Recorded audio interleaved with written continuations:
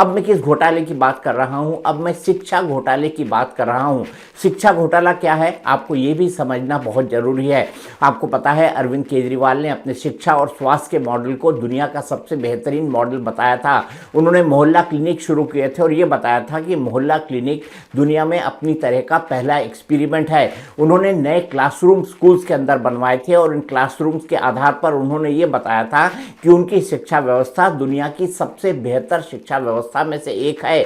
नए क्लासरूम न केवल बनवाए गए थे बल्कि उनका बड़ा प्रचार प्रसार किया गया था। और आपको पता है अपने चुनाव कैंपेन के वक्त अरविंद केजरीवाल लगातार ये बातें करते रहे थे कि हमने जो है शिक्षा और स्वास्थ्य में दुनिया का सबसे बेहतरीन मॉडल दिया है, हमने दिल्ली को एक रोल मॉडल की तरह विकसित किया है। आपको याद होगा अरविंद केजरीवाल जब दूसरी बार चुनाव जीत कर आए थे तो उन्होंने इस शिक्षा और स्वास्थ्य के मॉडल को अपने इलेक्शन कैंपेन के अंदर भी शामिल किया था।